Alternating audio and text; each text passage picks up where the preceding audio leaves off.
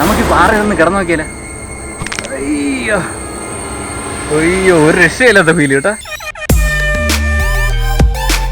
പുതിയൊരു വ്ളോഗിലേക്ക് സ്വാഗതം ഗൈസ്, വെൽക്കം ബാക്ക് ഗൈസ്. ഇതാണ് 2 പീസ് പൊരിച്ച മീൻ. ഇത് എനിക്ക് കഴിക്കാനല്ലേ, നമുക്ക് ഭാർഗവിക്ക് എടുത്ത് നോക്കാം. കഴിക്കാൻ നോക്കാല്ലേ. പൊരിച്ച മീൻ പൂച്ചകൾ എത്രമാത്രം ഇഷ്ടപ്പെടുന്നത് നമുക്കിപ്പോൾ നോക്കാം. കമോ. പൊരിച്ച മീൻ ട്രാവൽ ചെയ്യാം. അതിനിടയ്ക്ക് ഇതാ ഇവിടെ വിളിയും വന്നു. ഇതാ കണ്ടില്ലേ, ഇതിന്റെ മണം കണ്ട് വന്നതാണെന്ന് തോന്നുന്നു കേട്ടോ. ഇനി ടെസ്റ്റിംഗ് ആണ്, ലൈവ് പ്രൂഫ്.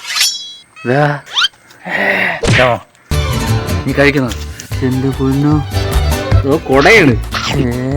കറുമുറ കറുമുറ തിന്നാണ്. അയ്യോ, അതിനിടയ്ക്ക് ഇതാ ഒരു പീസ് കംപ്ലീറ്റ് ആയി. ഇനി അടുത്തത്. ഓ ദൈവമേ, ദാ കൊണ്ടോട്, ദാ കൊണ്ടോട്, ദാ കൊണ്ടോട്, ദാ കൊണ്ടോട്.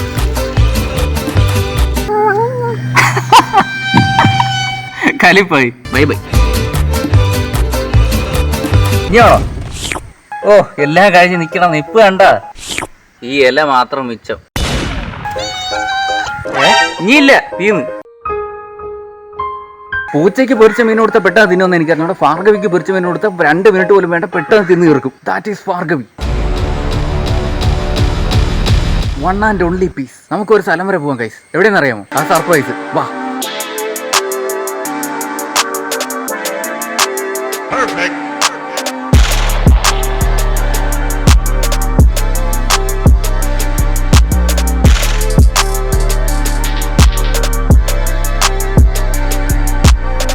ഗൈസ്, അപ്പോൾ ഇതാണ് ഞാൻ സ്ഥിരം വന്നിരിക്കാനുള്ള സ്പോട്ടാണ്. ഭയങ്കര രസമാണ് ഇവിടെ വന്നിരിക്കാന്ന് പറഞ്ഞാൽ. ഈ പാറയാണ്, ഫുള്ള് പാറയാണ്. പക്ഷേ ഇവിടെ ഒരുപാട് മരങ്ങളും ബാക്കിയുള്ള സംഭവങ്ങളെല്ലാം ഉണ്ട്. ഇവിടെ വന്ന് ഇരിക്കാനായിട്ട് ഭയങ്കര ഒരു പീസ്ഫുൾ അറ്റ്മോസ്ഫിയറാണ്. ഭയങ്കര രസമാണ്. ഇപ്പോൾ തന്നെ ഞാൻ പറയുമ്പോൾ തന്നെ നല്ല കാറ്റുണ്ട്. വാ, ഓ അടിപൊളി. എന്താണ്, മനസ്സിനൊരു ഹാപ്പിനെസ് കിട്ടും നമുക്ക് ഇവിടെ വന്നിരിക്കുമ്പോൾ. എൻ്റെ വീടിൻ്റെ തൊട്ട് മുകളിലാണ് ഈ പാറ സംഭവങ്ങളെല്ലാം ഉള്ള. അടിപൊളിയാണ്. നമുക്ക് ഈ പാറയിലൊന്ന് കിടന്നു നോക്കിയാലേ. അയ്യോ അയ്യോ, ഒരു രക്ഷയില്ലാത്ത ഫീൽ കേട്ടോ. അടിപൊളി. ഓ, നല്ല ഒരു തണുപ്പുണ്ട് കേട്ടോ. എന്ന് പറഞ്ഞു കഴിഞ്ഞാൽ എങ്ങനെ പറയാൻ പറ്റുമോ അതിന്. നമ്മളിങ്ങനെ കിടക്കുമ്പോൾ ഈ കാറ്റ് ഇങ്ങനെ ഇടയിൽ കൂടെ, ഇങ്ങനെ തലയുടെ ഇടയിൽ കൂടെ ഇങ്ങനെ കയറി പോയി നമ്മുടെ ബോഡി ടച്ച് ചെയ്ത് പോകണ ഒരു ഫീൽ. എന്ന് വെച്ച് കഴിഞ്ഞാൽ ചൂടില്ല, ഒരു ഇളം തണുപ്പും, പിന്നെ ചുറ്റും മരവും, മുകളിലെ ആകാശം കാണിച്ചു തരാം. മുകളിലെ ആകാശം, ഈ ആകാശം നോക്കി ഇങ്ങനെ കിടക്കണം. ഈ കാറ്റും ഇങ്ങനെ ഒന്ന് പുറത്തോട്ട് അടിക്കും. ഭയങ്കര വൈബ് തന്നെ. ഓ, ഒരു രക്ഷയില്ല. ഗൈസ്, അപ്പോൾ ഞാൻ അവിടെ നിന്ന് തിരിച്ചു വന്നു. കുറേ നേരം അവിടെ സ്പെൻഡ് ചെയ്തു. എഡിറ്റ് ചെയ്ത് വട്ടായിരിക്കുന്ന സമയത്താണ് ഞാൻ ഇങ്ങനെ ഇറങ്ങിപ്പോയി നേരെ ആ പാറയിലേക്ക് പോയി ഇരിക്കുമ്പോൾ മൈൻഡ് ഒന്ന് ഫ്രഷ് ആവും. പിന്നെ അത് കുറേ നേരം അവിടെ സ്പെൻഡ് ചെയ്തിട്ട് നേരെ വീട്ടിൽ വരുമ്പോൾ ഭയങ്കര ഹാപ്പിനെസ് ആയിരിക്കും. പിന്നെ ഇതേപോലെ ഇറങ്ങി അങ്ങോട്ടെങ്കിലും പോകും. ഞാൻ മാക്സിമം തോട്ടിലോട്ടൊക്കെയാണ് പോകണം. ഇറങ്ങി എഡിറ്റിംഗ് ചെയ്ത് വട്ടായിരിക്കുന്ന ടൈമിൽ നേരെ തോട്ടിലോട്ട് ഇറങ്ങിപ്പോൾ, അല്ലെങ്കിൽ നേരെ പാറയിലോട്ട് ഇറങ്ങും. കുറേ നേരം അവിടെ സ്പെൻഡ് ചെയ്ത് വരുമ്പോൾ അടിപൊളിയായിരിക്കും. നമുക്ക് തോട് വരെയും കൂടെ ഇനി ഒന്ന് പോയിട്ടില്ല. Come on guys. പിന്നെ ഇത് എൻ്റെ വീടിൻ്റെ ഫ്രണ്ടിലെ കുളമാണ്. കണ്ട, ഇവിടെ ഒരു പ്രശ്നം എന്ന് പറഞ്ഞാൽ വരണയും പോകണേ നല്ല കുളമായിരുന്നു. പക്ഷെ വരണയും പോകണ ആൾക്കാരെല്ലാം പ്ലാസ്റ്റിക് കൊണ്ടിട്ട് അത്രയും വൃത്തികേടായി കിടക്കണം.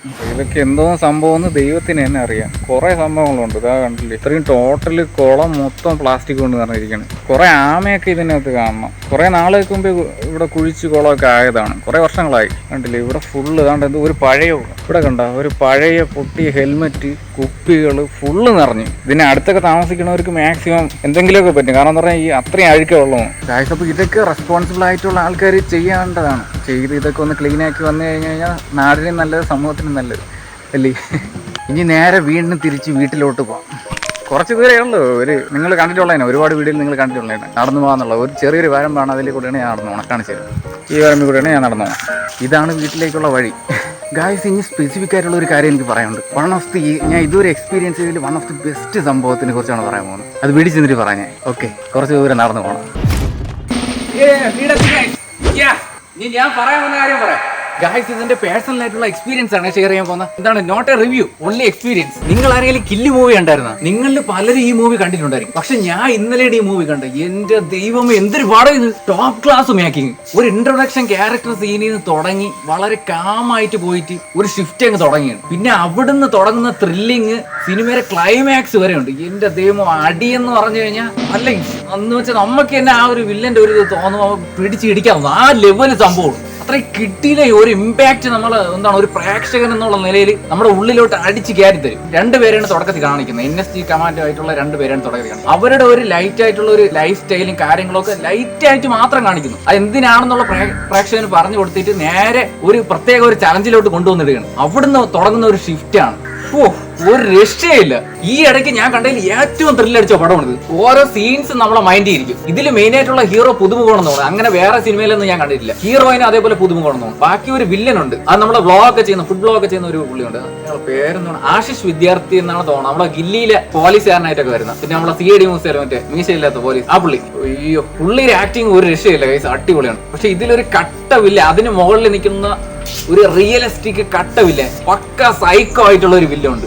അതാണ് റേഞ്ച്. ഒരു സമയത്ത് നമുക്ക് തന്നെ ആ വില്ലനെ ഇടിച്ചിടാനുള്ള ഒരു ത്വര തോന്നും. ആ ലെവലിലാണ് പടം മേക്ക് ചെയ്ത് വെച്ചിരിക്കുന്നത്. അതായത് നമ്മള് ഹീറോയുടെ പിറകെ ഇങ്ങനെ സഞ്ചരിച്ചു പോകും നമ്മളെ പ്രേക്ഷകർ. ആ ലെവലിൽ ഇങ്ങനെ പുറകെ പോയി ഇതിന്റെ അവസാനം എന്താവും നമുക്ക് ഒരിക്കലും പ്രെഡിക്റ്റ് ചെയ്യാനേ പറ്റൂല. നെക്സ്റ്റ് എന്ത് സീൻ വരുമെന്നും പ്രെഡിക്റ്റ് ചെയ്യാൻ പറ്റൂല. അങ്ങനത്തെ ഒരു മേക്കിംഗ്. ബാക്ക്ഗ്രൗണ്ട് സ്കോർ എന്ന് പറഞ്ഞാൽ അധികം നമ്മൾ സിനിമയിൽ കണ്ടിട്ടില്ലാത്ത രീതിയിൽ എന്താണ് ആ ഒരു ത്രില്ലിംഗ് ഫീലിൽ ലൈറ്റ് ഫേഡിങ് ആയിട്ട് മ്യൂസിക് കിട്ടിയിട്ടുണ്ട്. എന്നാൽ ഹൈപ്പ് കൊടുക്കേണ്ട അടുത്ത് ഹെവി ആയിട്ട് മ്യൂസിക് കയറിയിട്ടുണ്ട്. അടുത്ത സൗണ്ട് ഡിസൈൻ എന്ന് പറഞ്ഞാൽ ഓരോ സീനിലും ടെൻഷന്റെ അങ്ങേ അറ്റത്തെ ഹൈപ്പിൽ നമ്മൾ കയറി പോകും. ലെവല് പടം. ടൈറ്റിൽ കാരണം ഇതിൽ എഴുതി കാണിക്കുന്ന ഒരു പ്രത്യേക ഒരു സമയത്താണ് എന്ന് പറഞ്ഞാൽ ഇന്റർവൽ ടൈമാണ്. നമ്മൾ സീറ്റ് എഡ്ജ് ആയിട്ട് പിന്നെ അവിടെ ഇരിക്കുക, എണീച്ച് പോകാനായിട്ട് തോന്നൂല. കാരണം ഇത് കഴിഞ്ഞിട്ട് നെക്സ്റ്റ് എന്ത് സംഭവിക്കുന്നുള്ള ഒരു ക്യൂരിയോസിറ്റി നമ്മളെ മൈൻഡിൽ ഇങ്ങനെ നിൽക്കും. പിന്നെ ഫുള്ളി ബ്രൂട്ടലി ആക്ഷൻസ് ആണ് ഉള്ളത്. 21 ഏജിന് ശേഷമുള്ളവർ കാണുന്നതായിരിക്കും നല്ലത്. ഭയങ്കര വയലൻസിന്റെ അങ്ങേ അറ്റത്തെ ഫിലിമാണ്. ഫുള്ള് ബ്ലഡ് ആണ്. ഈ ഇടയ്ക്ക് ഞാൻ കണ്ടതിൽ ഏറ്റവും കൂടുതൽ സജസ്റ്റ് ചെയ്യുന്ന ഈ സിനിമയായിരിക്കും ഗൈസ്. വേറൊരു സിനിമ ഇത്ര ത്രില്ലിംഗ് എനിക്ക് കിട്ടിയില്ല. അപ്പൊ പറ്റുമെങ്കിൽ നിങ്ങൾ കണ്ടു ഗൈസ്, കിട്ടില്ല പടം ഗൈസ്. അപ്പൊ ഇന്നത്തെ ഈ ചെറിയ വ്ളോഗ് ഞാൻ ഇവിടെ വെച്ച് എൻഡ് ചെയ്യാണ്. നിങ്ങൾക്ക് ഈ പടം മസ്റ്റ് ആയിട്ട് നിങ്ങൾ തിയേറ്ററിൽ പോയി കാണാൻ പറ്റുമെങ്കിൽ തിയേറ്ററിൽ പോയി തന്നെ കാണണം. അത്രയും എക്സ്പീരിയൻസ് ചെയ്യാൻ പറ്റും. പിന്നെ 21 വയസ്സിന് മുകളിലോട്ടുള്ളവർ കാണുന്നതാണ് നല്ലത്. അത്രയും വയലൻസ് ഉള്ള പടമാണ്. ചില സീൻസ് ഒക്കെ നമുക്ക് നമുക്ക് അതിന്റെ ഒരു എക്സ്ട്രീം ലെവൽ വരെ ഡയറക്ടർ കൊണ്ടുവച്ചിട്ടുണ്ട്. അങ്ങനെ ഒരു റിവെഞ്ച് മെന്റാലിറ്റി ആയിട്ടാണ് ഹീറോ ഇതിൽ പോകുന്നത്. 21 വയസ്സിന് മുകളിലോട്ടുള്ളവർ കാണുന്നതായിരിക്കും നല്ലത്.